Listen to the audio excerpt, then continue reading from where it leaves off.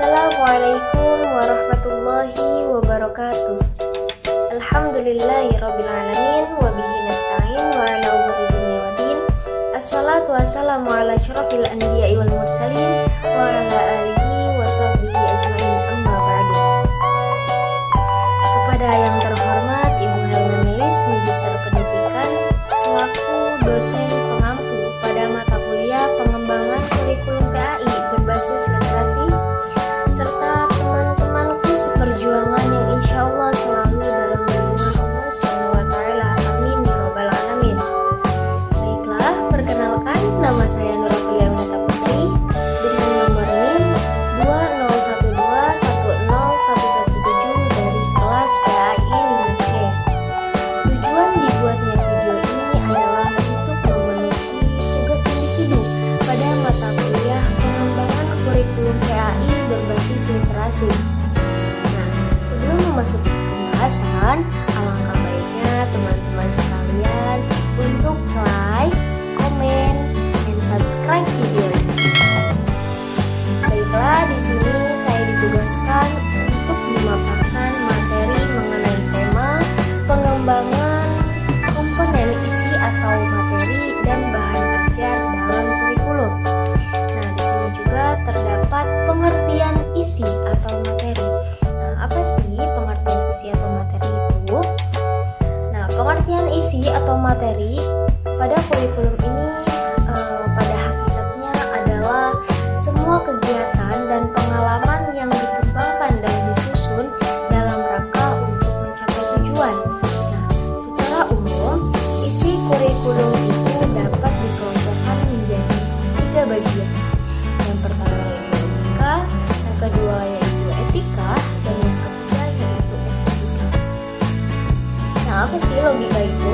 Logika adalah suatu pandangan atau pemikiran yang mencegah seseorang untuk bertindak di luar akal sehatnya. Dalam arti lain, logika itu adalah pengetahuan tentang benar atau salah. Jadi, jika seorang siswa melihat siswa lainnya melakukan perbuatan yang di luar akal sehatnya, maka seorang siswa ini menegurnya atau menasehatinya atau melapornya kepada pihak yang berwenang agar siswa tersebut tidak melakukan hal tersebut. Kemudian yang kedua yaitu etika. Etika adalah pengetahuan tentang baik atau buruk, nilai dan moral. Nah, setelah kita menerapkan logika kepada para peserta didik ini, kita juga harus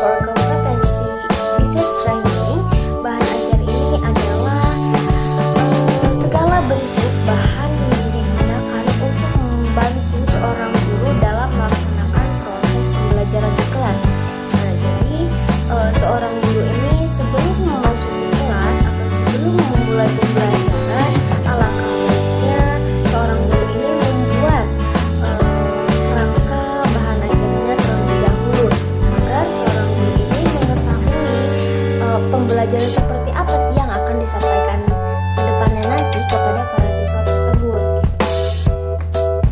Kemudian di sini juga terdapat jenis-jenis materi pembelajaran. Nah, di sini ada 5 poin. Yang pertama yaitu fakta, konsep, prinsip, prosedur, sikap, atau nilai. Apa sih fakta ini? Fakta adalah segala hal yang berwujud kenyataannya dan kebenarannya.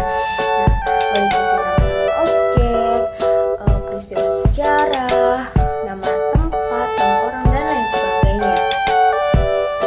Nah, sebenarnya kebanyakan seorang guru ini menerapkan kepada para siswanya itu hanya belajar di dalam kelas saja ya. Nah, sebaiknya untuk menghindarkan kejenuhan terhadap pembelajaran para siswa tersebut, alangkah baiknya seorang guru ini menerapkan pembelajaran selain di dalam kelas gitu. Jadi seorang guru ini menerapkan pembelajaran di luar kelas seperti mengenalkan objek-objek wisata, kemudian mengenalkan peristiwa sejarah dalam museum. Kemudian yang kedua yaitu konsep. Konsep adalah segala yang berwujud pengertian-pengertian baru yang bisa timbul sebagai hasil pemikiran.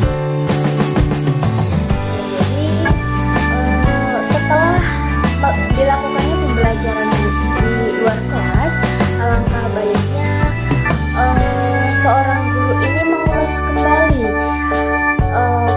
kegiatan di luar kelas tadi. Jadi tujuan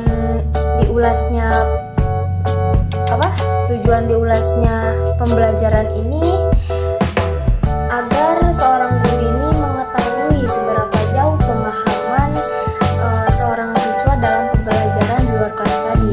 Nah, jadi seorang siswa ini membuat konsep, jadi menyimpulkan apa yang telah ia pelajari tadi di luar kelas. Kemudian yang ketiga yaitu prinsip. Prinsip yaitu berupa hal-hal utama pokok dan memiliki posisi terpenting, meliputi rumus,